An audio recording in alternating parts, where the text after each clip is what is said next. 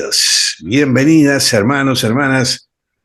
Estamos una vez más en nuestros estudios bíblicos, en este caso de los jueves, estudiando el Nuevo Testamento. Y hoy con el Evangelio de Mateo vamos a andar por el capítulo 6. Bueno, le voy a pedir a la hermana Annette que nos haga una oración para ingresar en el estudio del día de hoy. Amén. Padre amado, Señor de los cielos, en esta hora, reunidos delante de tu presencia, queremos agradecerte por este día, por tu presencia en medio nuestro, en cada cosa que hemos hecho, Señor, y te damos las gracias porque todo nos ha ayudado para bien.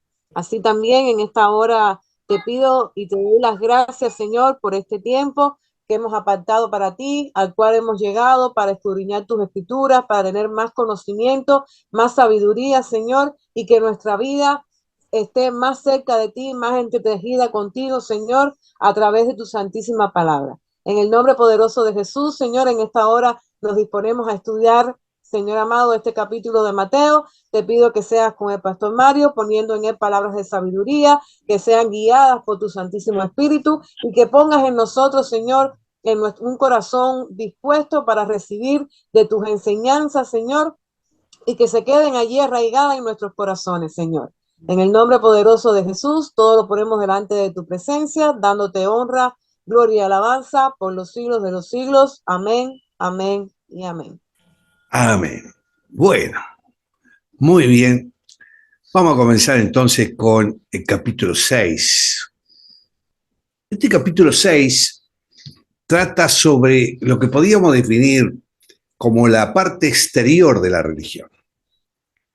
Recuerden que en el capítulo 5 el rey hablaba de la justicia que debía poseer sus súbditos, ¿no? Que debían superar a la justicia de los escribas y de los fariseos, y que solo se recibe por medio de la confianza en Cristo. En este capítulo 6, Mateo nos habla sobre la justicia que los súbditos, nosotros, tenemos que practicar. Por supuesto, la motivación es el elemento importante en lo que hacemos para Dios. Ningún otro factor, nadie puede interferir en esta relación que tenemos con el Señor. Estos asuntos que vamos a ver conciernen únicamente al alma y a Dios. Se van a mencionar algunos temas en este capítulo. Por ejemplo, dar limosna, el tema de la oración, el ayuno, el dinero, y el pensar y preocuparse por el futuro. Y esto evidentemente tiene connotaciones prácticas. En primer lugar, el Señor habla sobre las limosnas. Y recordemos que todo esto tiene que ver con la parte externa de la religión, con la, digamos, con una forma que está ligada, que está religada a Dios. Pero vamos a profundizar en el texto para entender esto. Le voy a pedir a Leticia que nos lea los versículos 1 y 2. El capítulo 6. Capítulo 6, 1 y 2. Amén. Guardaos de hacer vuestra justicia delante de los hombres, para ser visto de ellos. De otra manera, no tendréis recompensa de vuestro Padre que está en los cielos. Cuando pues des limosna, no hagas tocar trompeta delante de ti como hacen los hipócritas en las sinagogas y en las calles para ser alabados por los hombres. De cierto os digo que ya tienen su recompensa. Bueno, evidentemente el Señor, ya lo hemos dicho, está dirigiendo estos comentarios a los discípulos. Pero aquí se encuentra un principio importante para nosotros. Y a veces el Señor lo presenta hasta con un dejo de ironía, ¿no? Él sabía cómo utilizar lo que nosotros a veces hablamos de sarcasmo. Cuando los fariseos, por ejemplo, querían entregar algo a los pobres, acostumbraban a situarse en las esquinas de una calle concurrida de Jerusalén, y entonces hacían sonar una trompeta. Aunque su propósito era reunir a los necesitados para recibir los regalos, al mismo tiempo daban a otros una buena oportunidad de que fueran testigos de sus obras.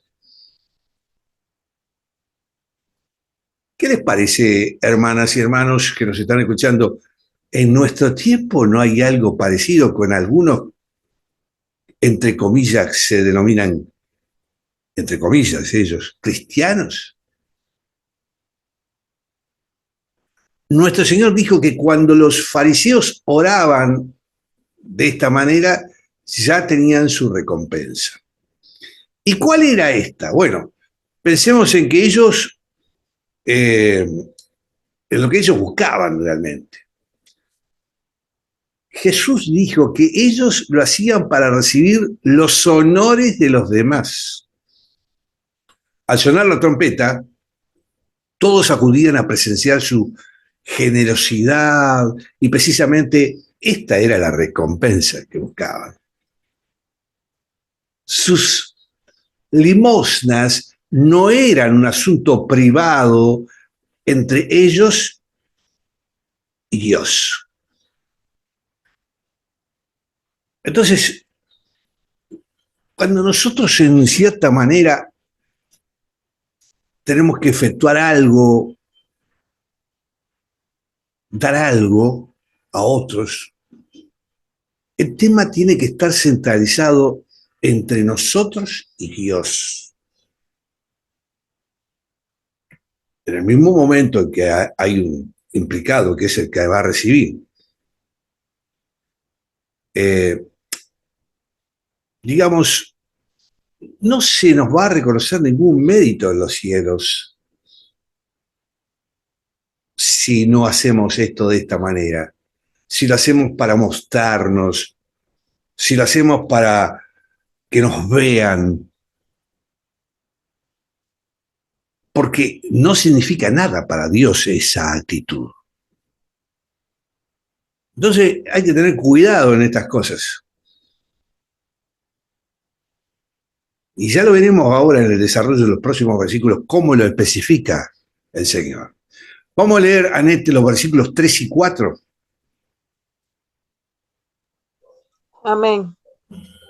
Mas cuando tú des limosna, no sepa tu izquierda lo que hace tu derecha, para que sea tu limosna en secreto, y tu Padre que ve en lo secreto te recompensará en público. Y se nos dice claramente,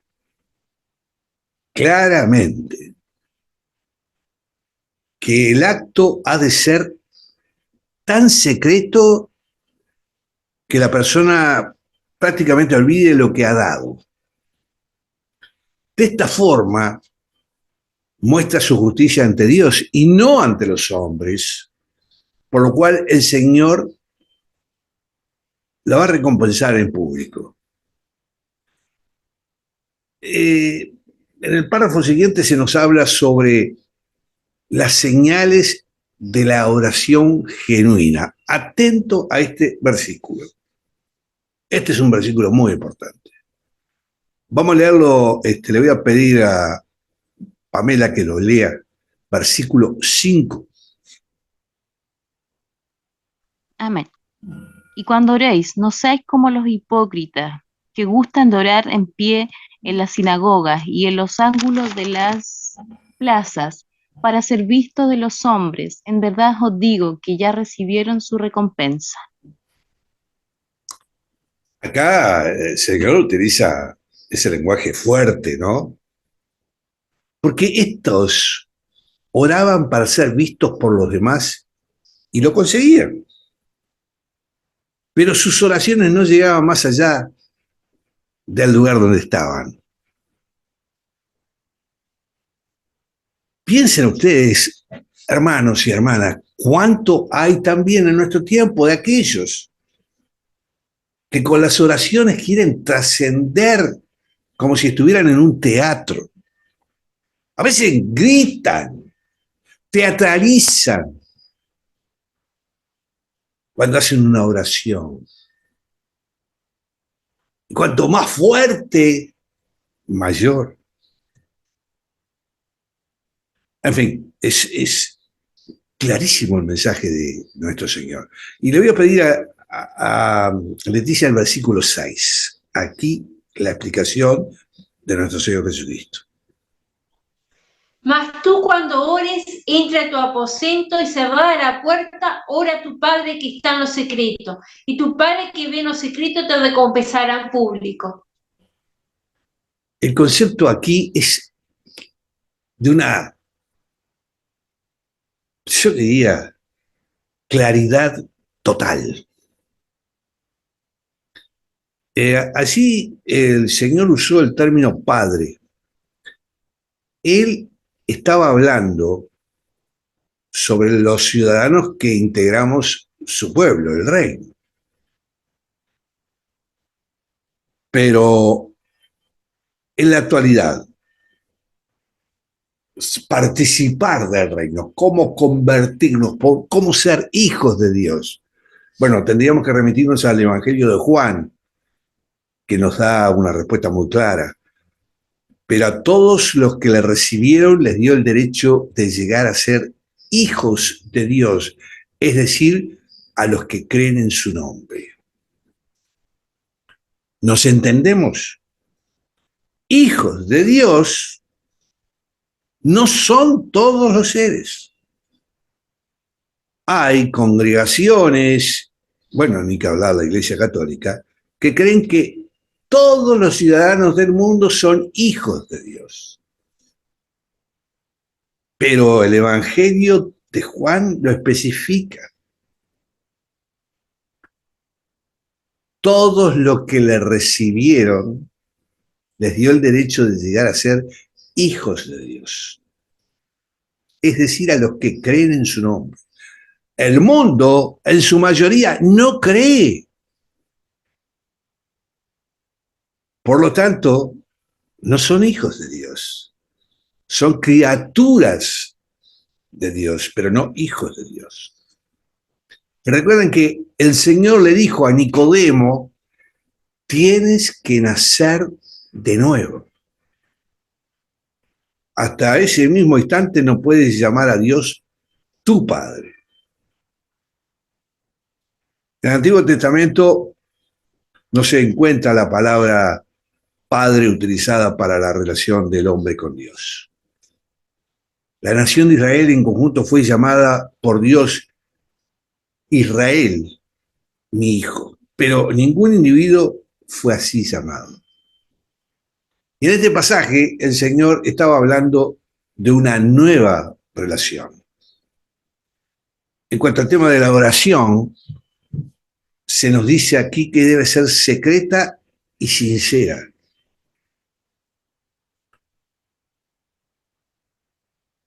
Muchos santos que son desconocidos para nosotros y para el mundo, serán públicamente conocidos en el futuro tribunal de Cristo, que es lo que realmente importa. Serán reconocidos como personas que oraron verdaderamente a Dios. Hoy yo tuve que ir al centro de la capital y me dio por ir de una avenida a otra para tomar un transporte. Y pensé que era más corto el trayecto y resultó que era como 12 o 15 cuadras. Y iba caminando por la vereda de una avenida amplia y me salió a empezar a orar. Caminando, orando al Señor. Obviamente, en ese momento circulaba muy poca gente, pero era la relación de Dios personal mientras iba caminando. El cielo estaba precioso y vino ese fuerte deseo de hacer una oración y de marcar que el Señor es mi pastor. Y lo podemos hacer, como lo dice acá, cerrando la puerta en nuestro aposento, o caminando, o en un lugar que tal vez no haya nadie, pero ahí estamos con la presencia de nuestro Señor. Pero sigamos, versículos 7 y 8, Anet, vamos a leerlo. Amén. Y orando, no uséis vanas repeticiones, como los gentiles, que piensan que por su palabrería serán oídos. No os hagáis, pues, semejantes a ellos, porque vuestro Padre sabe de qué cosas tenéis necesidad, antes que vosotros se las pidan. Esto es muy importante. Esto es el Evangelio. Hay gente que en las oraciones, no ya la que, por ejemplo, podamos hacer para bendecir los alimentos, que tiene una oración específica y concreta, pero la oración y inclusive la íntima no puede ser una repetición permanente. Por lo general eso se llama rezo. La oración es hablar con Dios. Y tenemos que hablar con Dios. No de una forma repetitiva, porque Dios sabe perfectamente, no necesitamos decirle lo mismo repetitivamente en una oración. Veamos, la oración debe caracterizarse por su sencillez y también por su brevedad, porque hay gente que hace oraciones kilométricas, de horas y horas. Mateo 6 entonces nos habla de entrar en el cuarto y cerrar la puerta, es decir, intimidad. Eso que concierte entre cada uno de nosotros y Dios. Sencillez. Precisamente Mateo advertía sobre no repetir inútilmente palabras. Expresar directamente los aspectos esenciales y decirle a Dios lo que surge en nuestro espíritu, en nuestra alma. Es cierto que aunque el Padre sabe todo lo que necesitamos, nosotros tenemos que acudir a Él para pedirlo. La llamada oración del Señor, al Padre Nuestro, es un modelo de oración para los creyentes. Es un modelo. Como modelo, bueno, podemos usarlo en alguna ocasión, pero no podemos estar repitiendo la oración modelo, porque es hablar con Dios. No es un ejercicio. Entonces, tenemos que tener en cuenta. Veamos el versículo 9, Pamela, versículo 9. Amén. Así pues habéis de orar, Padre nuestro que estás en los cielos, santificado sea tu nombre. Esta oración del Señor, llamada del Señor, digamos, está hablando del Padre Nuestro, porque la relación entre el Padre y el Hijo es la relación de la divinidad. Es una oración que nos marca a Jesucristo como una posesión y no una procreación. Cuando nos convertimos a Cristo lo hacemos por la fe. Y obviamente muchas veces recurrimos al Padre porque somos hijos. La frase que estás en los cielos nos lleva a afirmar que Dios no es un prisionero en este universo. Él se encuentra más allá y por encima del universo. Está en los espacios dimensionales que a veces no podemos tener ni siquiera la conciencia y la visibilidad. Él es más inclusive que la creación misma. Es el que está sentado en el trono del universo, manteniéndolo bajo su control. Y la expresión santificado sea tu nombre podría traducirse, o sea, que tu nombre es santo, sea hecho santo. El nombre de Dios implica todo lo que Dios es. ¿Y de qué manera podemos nosotros hacer santo el nombre de Dios? ¿Cómo podemos hacer santo el nombre de Dios? Pregunta que tiene una sola respuesta. A través de nuestras vidas. Cuando Abraham llegó a Canaán, cualquier cananeo que hubiera pasado junto a él habría observado que tenía un nuevo vecino. Y donde quiera que Abraham fue, estaba mostrando un altar a Dios. Y cuando el patriarca comenzó a realizar negocios con los cananeos, comprobaron que era honesto y que todo lo que decía inspiraba confianza. Y llegaron a una conclusión de que Dios a quien Abraham adoraba era un Dios santo. Dice que el rey Abimelech le dijo a Abraham: Dios está contigo en todo lo que haces. Y en aquel relato los hijos de Het le dijeron: eres un príncipe poderoso entre nosotros. Es decir, toda la vida de Abraham reveló la reverencia que sentía por Dios. Con seguridad, el nombre de Dios fue hecho santo en Canaán por causa del patriarca. Y vayamos al versículo 10, Leticia, versículo 10. Venga tu reino, hágase tu voluntad, como en el cielo, así también en la tierra. Venga tu reino. Se refiere al reino del cual Mateo está hablando. Al reino que Cristo estableció sobre la tierra. Y esta es una petición maravillosa, que todos deberíamos hacer nuestra. Hoy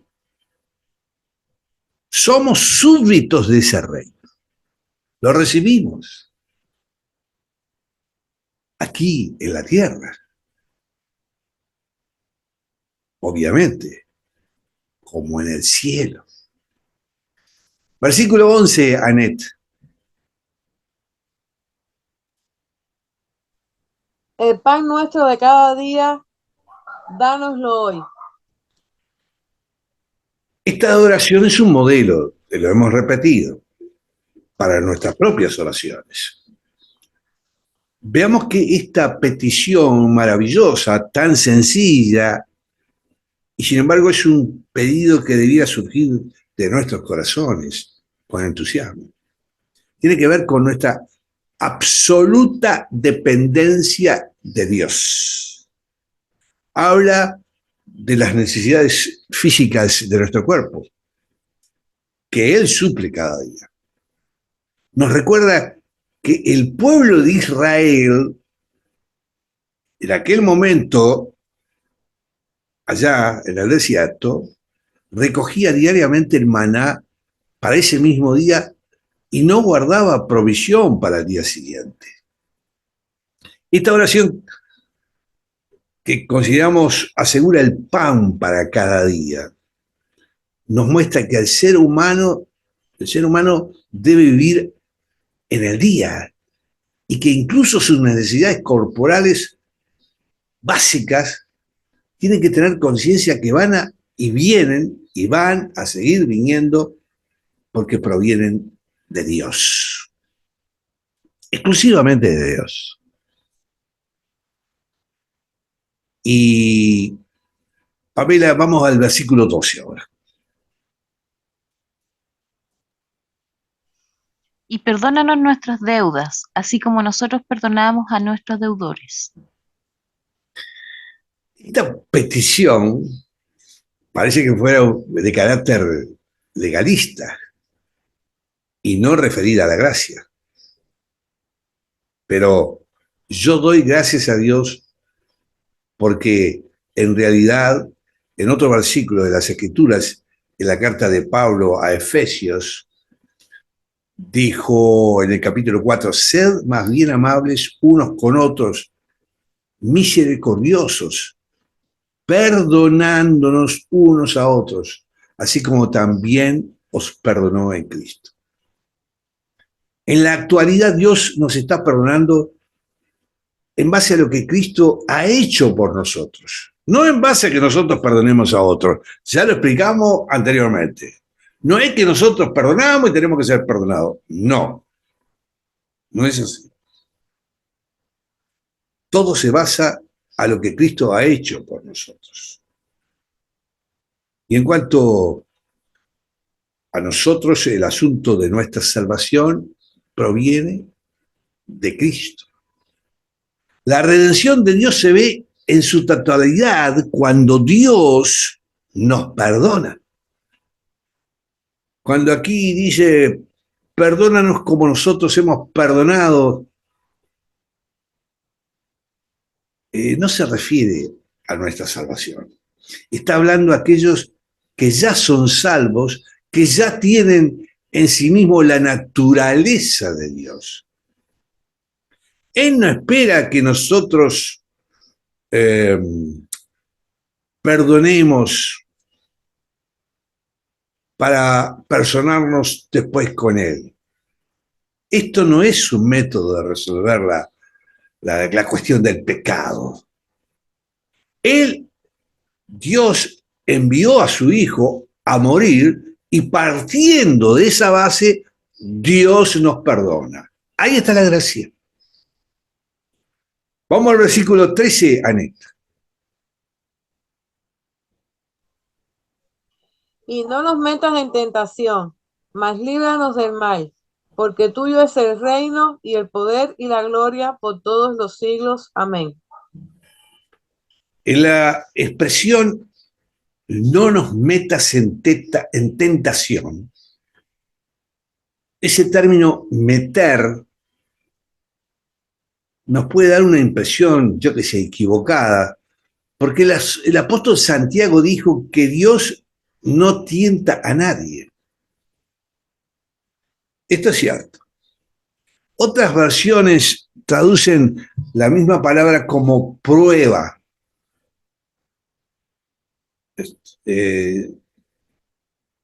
No nos dejes en la tentación. No quiere decir que nos mantenga fuera de ella, sino que reconociendo nuestra debilidad, cuando estemos pasando por la tentación, nos dé la fuerza para librarnos de ella. La petición, líbranos del mal, más bien del malo, obviamente se refiere a Satanás. Satanás es hoy una tremenda realidad. El mundo ha tratado muchas veces de deshacerse de él, a veces desconociendo su existencia. Cualquiera que aboga por Dios y su causa conoce la situación de Satanás y es consciente de la presencia de Dios, aunque tiene también conciencia que tenemos que tener de la presencia del enemigo. Existe el bien y existe el mal. Eso es clarísimo. Esta oración es muy apropiada para el nuevo creyente, ¿no? Que está aprendiendo a orar. Es un modelo. Eh, el Señor le agrada que aprendamos a orar y a hablar con Él, con nuestras propias palabras y además con naturalidad. Y como dijo Jesús en versículos anteriores, la oración no debe convertirse en una exhibición pública. Insisto, debe llevarse a cabo en privado entre cada uno de nosotros y Dios. Vamos a leer los versículos 16 al 18, Leticia.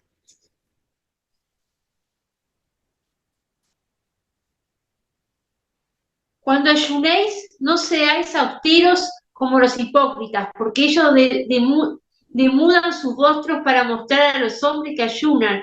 De cierto os digo que ya tienen su recompensa. Pero tú cuando ayunes, unge tu cabeza y lava tu rostro, para no mostrar a los hombres que ayunan, sino a tu Padre que está en secreto. Y tu Padre que ve en lo secreto te recompensará en público. El ayuno es un tema muy interesante. Tiene un valor para los creyentes de nuestro tiempo si se practica en forma privada, como un asunto personal entre el alma y Dios. Hay muchos que publicitan, que hacen propaganda, que comunican, estoy ayudando. Y a veces hay algunos que ponen caras de compungidos, teatralizan. No es así. No es así. El ayuno es un hecho personal del alma de cada uno de nosotros con Dios. Vamos a leer, Pamela, los versículos 19 al 21.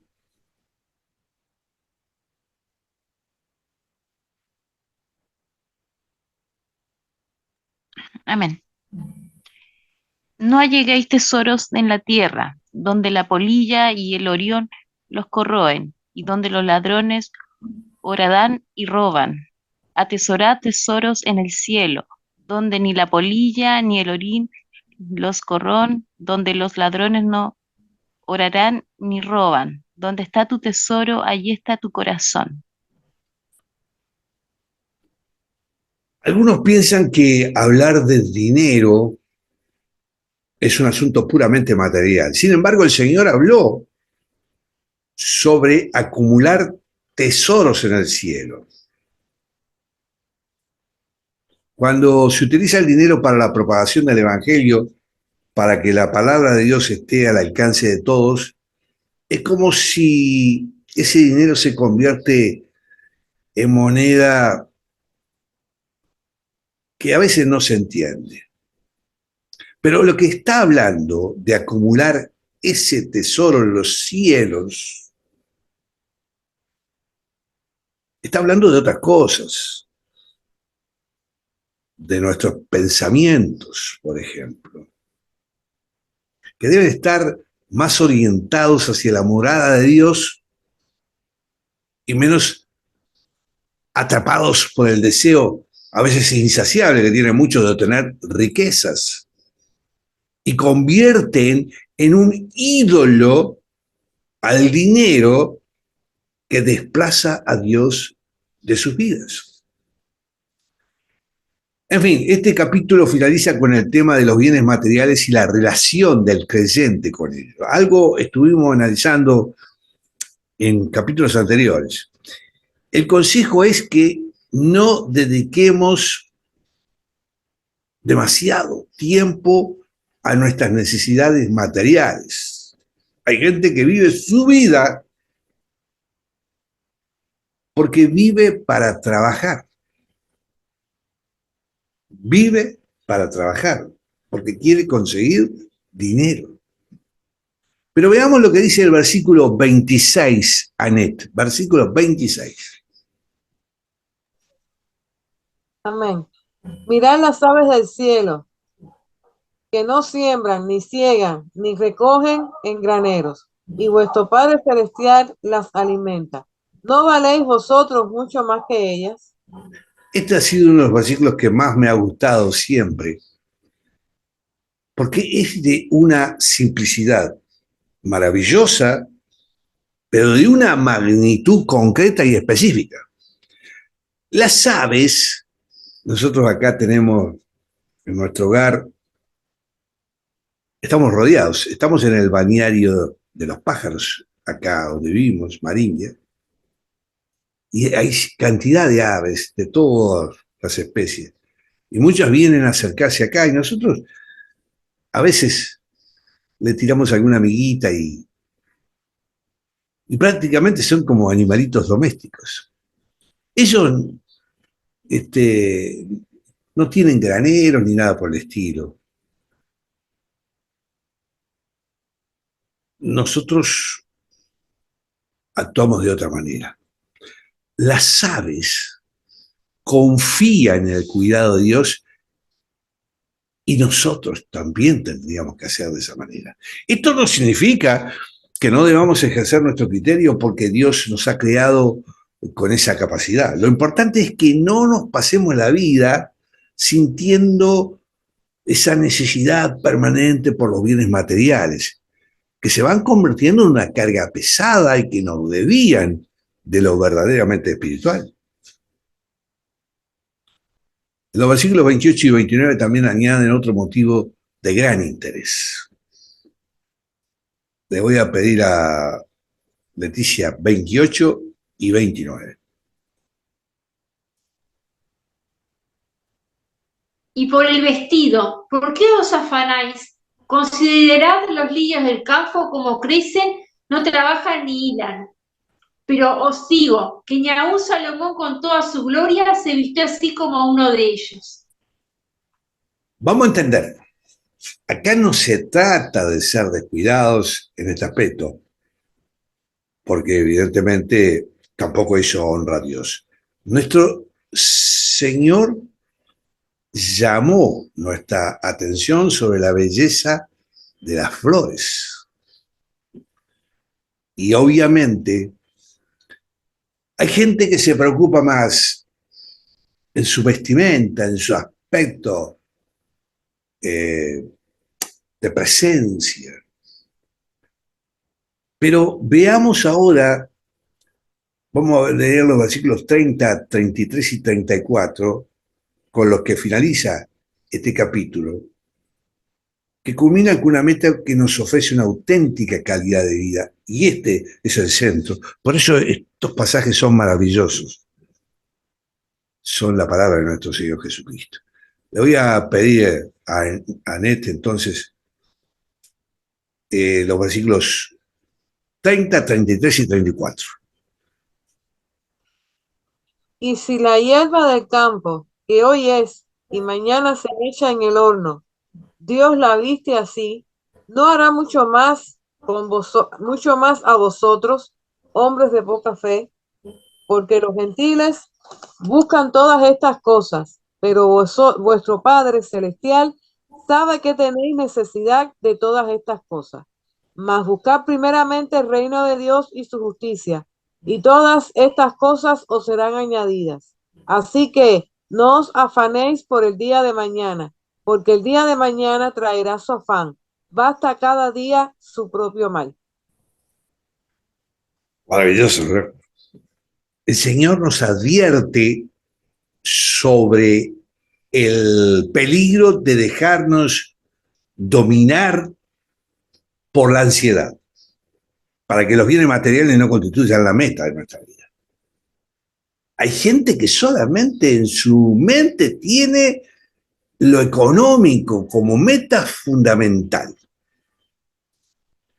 Alguien ha dicho que el día de hoy es el mañana que nos preocupó ayer.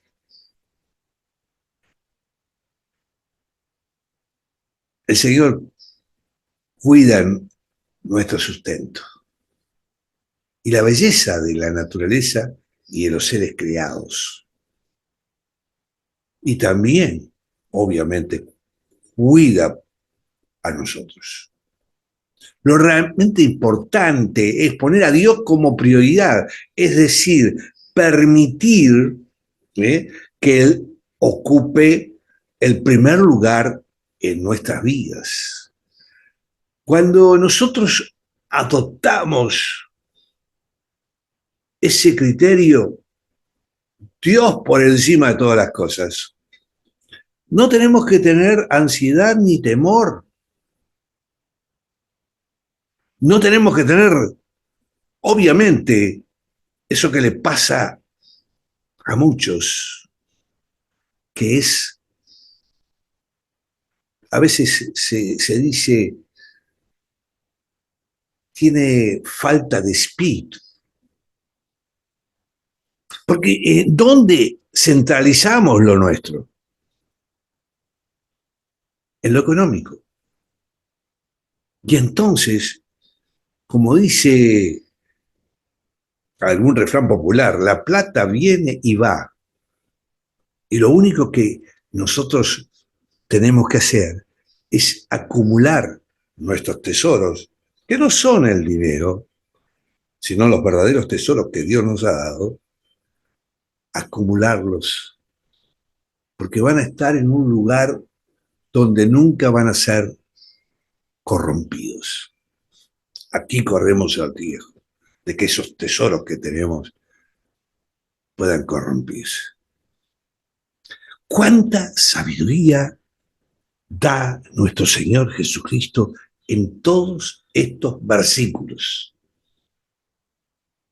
Si será importante conocerlos y hablarlos con la gente del mundo, porque el mundo está en otra medida. Muchos, cuando hablemos de estos temas, la primera reacción van a decir que estamos locos, que somos utópicos. Bueno, ellos pondrán sus riquezas en un banco para recibir intereses, pero el día que mueran no se llevan nada y no tienen nada en el verdadero lugar, porque donde ellos van, lo único que conseguirán es el fuego eterno. Nosotros que tenemos nada en el banco, que tenemos poca cosa en el banco, que vivimos con la justa, estamos en este momento acumulando tesoros en el cielo. Bueno, hermanas y hermanos que nos siguen, es maravilloso este capítulo del Evangelio de Mateo. Y mire que, insisto, se los estaba hablando a los propios fariseos, a los propios saduceos y a algunos que estaban convirtiéndose como discípulos. Y que a veces, pese a todo, seguían con sus dudas. Bueno, ¿qué les parece? ¿Qué quieren resaltar de esto? Hay muchas cosas para resaltar, ¿no? Pero ¿cómo lo toman, inclusive desde el punto de vista personal? Escucho. Amén. Adelante. Amén. Amén. Me quedó muy, muy en el corazón la parte que dice sobre el afán y la ansiedad, que a veces estamos tan pensando en el futuro y no vemos el presente, ¿no? Lo que está Dios actuando y lo que necesitamos el ahora, ¿no? No afanarnos de lo que va a pasar y hacer sueños y hacer, cuando la voluntad de Dios es vivir el día a día con Él, y de todo lo demás el Señor sabe que tenemos necesidad, hasta de las cosas que todavía no hemos pensado que tenemos necesidad, el Señor las sabe, amén. Siempre con un corazón, orarle siempre con un corazón contrito, humillado ante Él, solamente uno y Dios, y el Señor bendice, amén. ¿Verdad? Y le recuerdo lo que hoy iba hablando en la calle con el Señor. El Señor es mi pastor. Nada me puede faltar. Eso es tenemos que encuadrarlo, ponerlo allí en uno de esos cuadritos que tengo por ahí detrás. El Señor es mi pastor, nada me puede faltar. Menos me va a faltar si el Señor es mi pastor, su amor y su misericordia. ¿Sigo escuchando? Aneta, adelante. Amén. Bueno, este capítulo tiene mucho para sacar, como usted decía, pero lo primero, antes de entrar en algún detalle, es cómo la palabra del Señor, todos los días, aunque uno haya leído un pasaje una, dos, tres, mil veces, siempre que lo vuelve a releer, siempre el Señor te vuelve a traer palabras frescas, te vuelve a traer algo nuevo a tu vida que te lleva a pensar de que tienes que seguirte esforzando, no porque seas un legalista, no porque tengas que cumplir las leyes, pero sí por esforzarte, porque ya eres salvo por gracia, por esforzarte, por ser agradecido por esa gracia que has recibido, ¿no? Y, y tiene varios puntos este capítulo.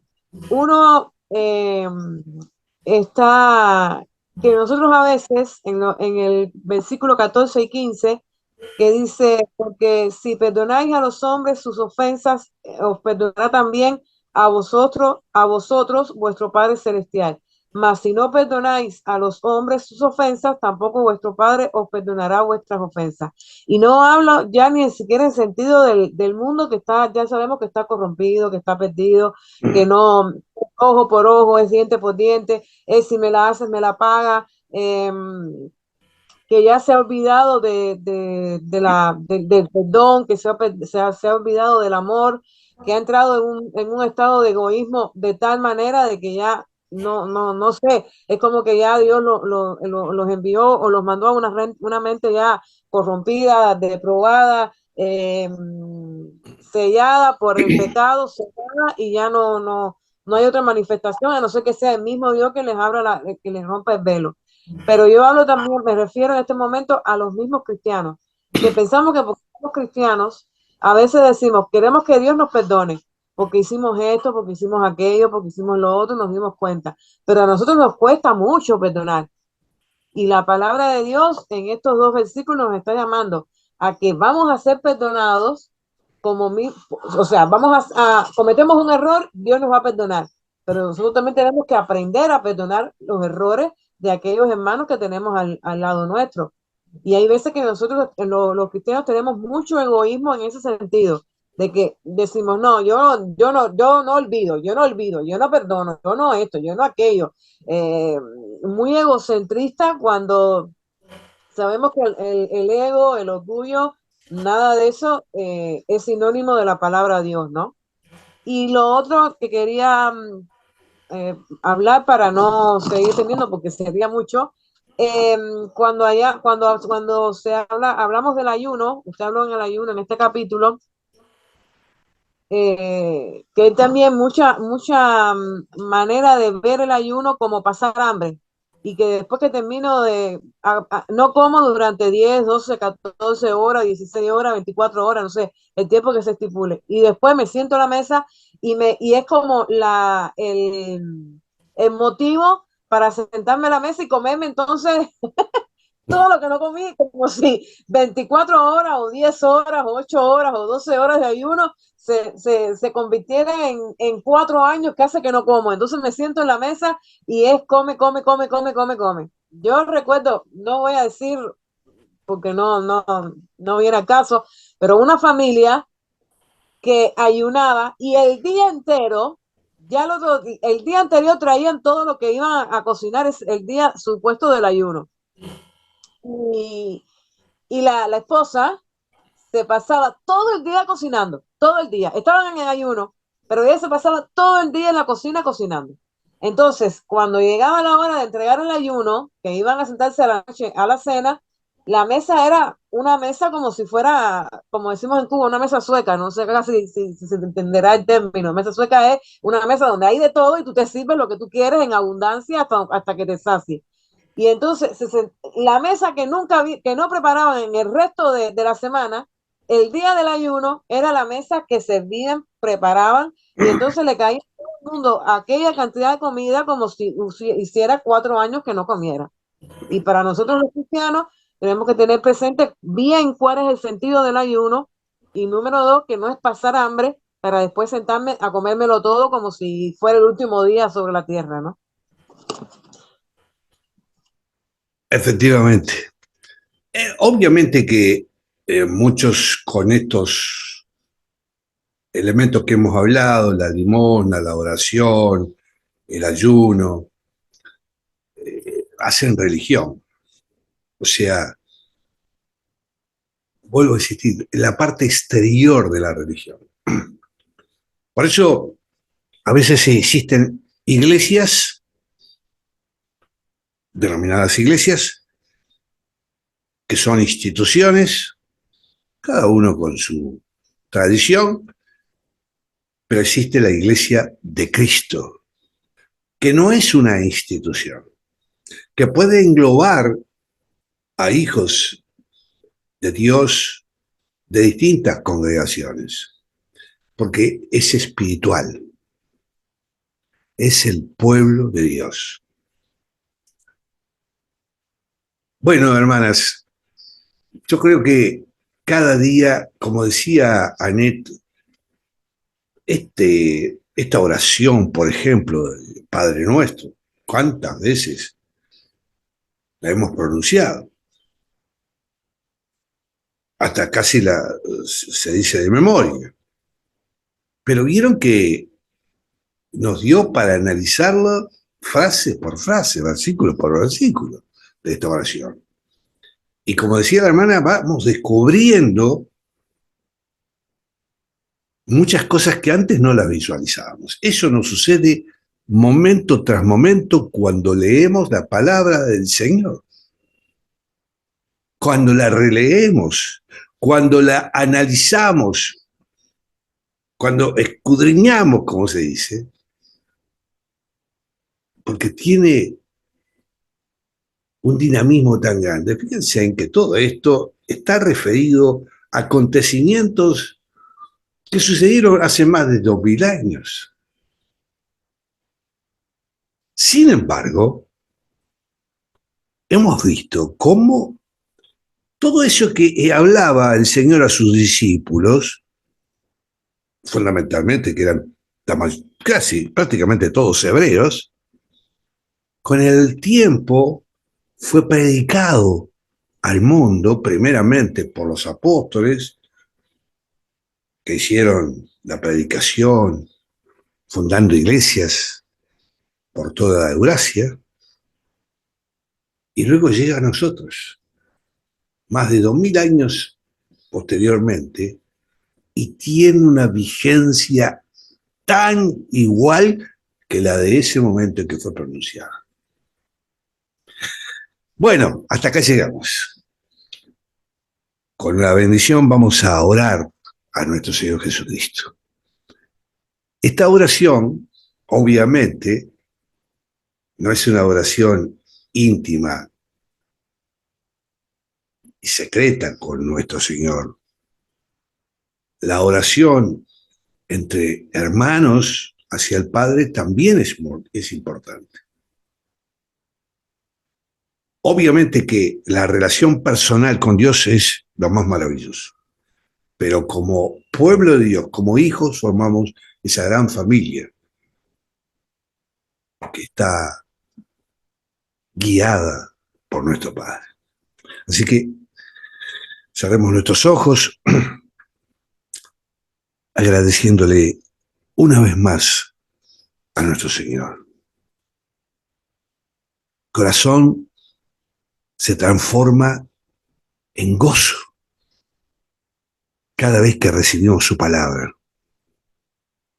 Nos da sabiduría, nos demuestra su amor.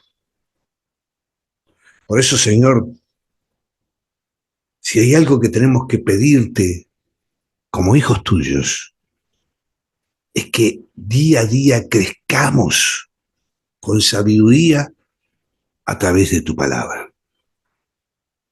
Que esa palabra tuya penetre como esa espada de doble filo. Que la presencia del Espíritu Santo nos ilumine e ilumine al mundo para que vean el mundo que somos hijos tuyos.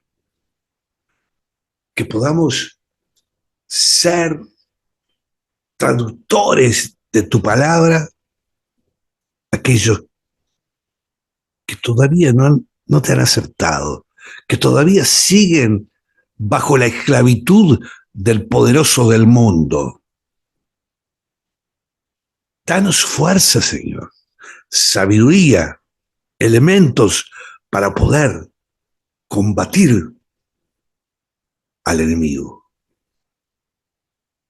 para acercar a aquellos pecadores que, como nosotros también fuimos pecadores en un día, estábamos en las tinieblas y llegó el momento que tú nos escogiste y salimos de esas tinieblas. Y seguramente, Señor, te pedimos que pongas en nuestro camino aquellas personas que tú escogiste para que le demos tu palabra. A través de estos medios, de estas plataformas, seguramente estamos llegando a muchos que inclusive creyendo que están en una religión, creyéndose inclusive algunos cristianos, no han asumido que todo parte exclusivamente no por lo personal, no por todo lo que podamos poner nosotros, no por nuestra voluntad, sino por la voluntad tuya, Señor. Hagamos tu voluntad y recibamos esa gracia maravillosa que costó tu sangre y que nos dio tu misericordia y tu amor a quienes inmerecidamente no la teníamos. Y por esa fe, Señor, hoy vivimos y gozamos de la maravillosa riqueza que tú nos has dado, tu amor. Gracias, Señor. Bendice a cada una de las hermanas que está con nosotros hoy en este estudio, a los que nos escuchan, a los que nos ven en YouTube, a los que nos escuchan por las emisoras. Tú escogerás y serás tú quien hará que lleguen a tu camino. Por eso agradecido estamos, Señor. Bendice a nuestros países, a nuestras naciones, en los momentos difíciles en que estamos. Pero todo viene de ti y en los momentos difíciles, más que nunca, estamos contigo, Señor. Gloria a ti, Señor Jesús. Amén y amén. Bueno, hermanas, estamos llegando al final de semana y les deseo muchas bendiciones para ustedes y para su familia, ¿eh? Y el martes estamos con Isaías. Amén. Amén. Muchas bendiciones, Pamela, también. Bendiciones. A los hijitos. Allí también a David, Anette, un saludo grande, ¿eh? Sí, serán dados. Muchas bendiciones entonces. Chau, chau. Bendiciones a todos ustedes. Buen fin de semana. Gracias. Gracias.